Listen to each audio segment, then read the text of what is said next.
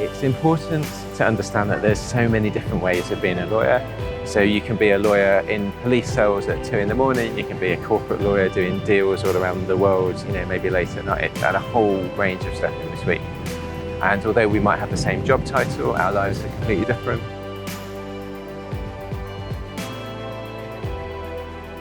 All right, Simon, what's it like when the zoo is essentially your office? It's really exciting. It makes it a really good place to work because I guess there's not many places where you can come out at lunchtime and just have a little wander around like we're doing at the moment, see all kinds of different animals, and we'll often try and just, even for 10 or 15 minutes, I guess, just try and find like 1 or 2 animals that we've maybe not seen for a while and try and come and see them. So yeah, we're lucky. We're really lucky, and I guess Regent's Park is also just nearby as well. So I think a lot of green space kind of really helps, and if you're having a busy day, then you can just take 5 or 10 minutes to walk around and to see something, and I think it helps put everything back in a better perspective again. All right, Simon, could you tell me a little bit about your role here at London Zoo?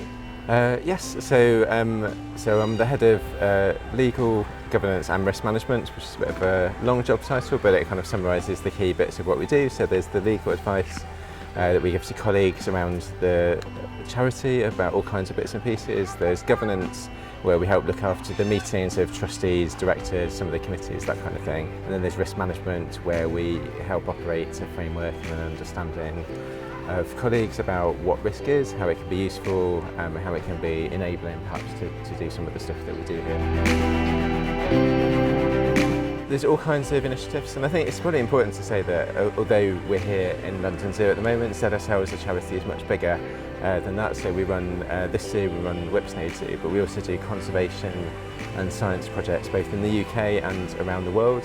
And as a charity, our vision is a world where wildlife thrives.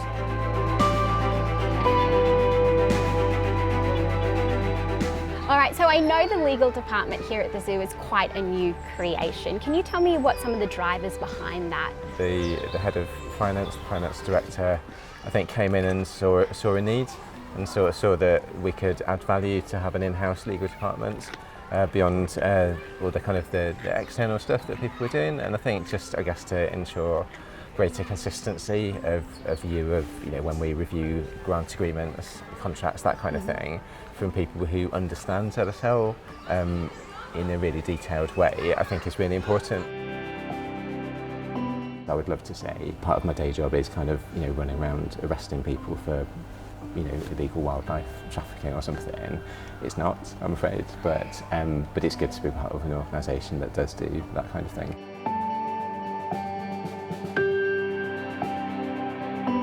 But the grey parrot is one of the animals that is most traded in terms of endangered species, because people love to have them as a pet. And every so often CITES, which is this convention which gets together every, I think, few years to look about what kind of animals, what kind of legal trade should we allow in endangered species.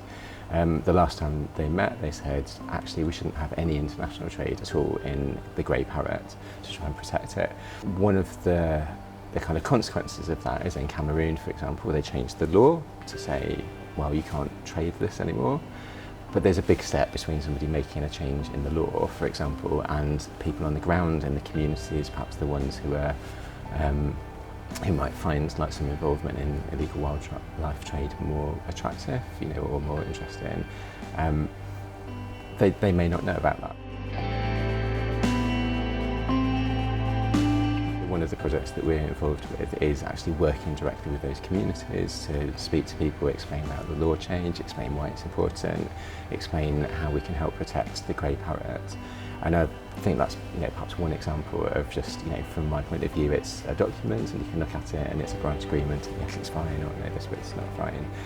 But the bit that brings it to life for me, I think, is that translation into knowing that, perhaps even as we're talking, somebody's in Cameroon talking to communities, just to bring that to life a bit more and to do their bit, even in just that small way sometimes, to help tackle the illegal wildlife trade, which is, a really important area. I think it's one where, criminal gangs and people around the world are engaged in it, and yeah, it doesn't get perhaps as much press as drugs, for example, or sex trafficking, and all of those are important things. But the illegal wildlife trade is also really important. And it's important, I think, that ZSL as an international conservation organisation is doing its bit to try and help with that.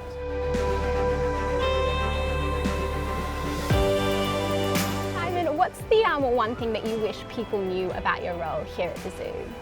I don't know, I guess just that if they don't already know that we're here and we're happy to help, then I think that would be the main thing. And I think just to make sure people hopefully don't have a view of us as people who slow things down and are unhelpful, or people who say no, they can't do stuff, but people who help enable the conservation science and all the kind of the other interesting things that we get up to here at ZSL. I think that'd be my main message, I guess, and thoughts. All right, I have to ask while we're here, what is your favourite animal at the zoo? Oh, that's a really hard question. Yeah, don't worry, the llamas aren't listening. I think probably the team favourite are the gibbons, because we love the gibbons. One of the things that we have is the eye, and so one of my colleagues has a particular soft spot for the eyes, which are from Madagascar, and so they're based in our rainforest section. And so from time to time we'll go and stand in the dark just to try and kind of catch a view of them. I love the fact that you started talking about your favourite animal and someone got jealous.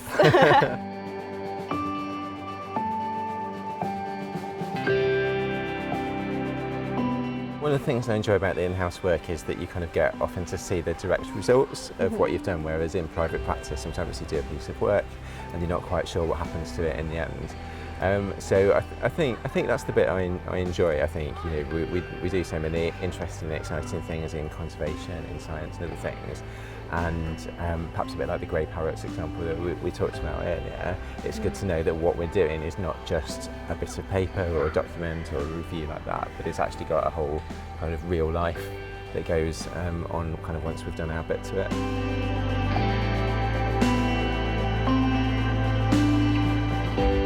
If you were going to give some advice to your younger self, what would you say? I guess the main thing would just be to reassure myself that there's so many ways that you can be a lawyer, from being in police cells to doing kind of big corporate city deals to a whole range of stuff in between. So I think that would be the main thing that I would say, that there's so many ways to be a lawyer, and it's about finding your own way through that, finding a fit that's right for you. And that's what I feel I've so far been able to do in my career, is to find a way of being a lawyer which works for me.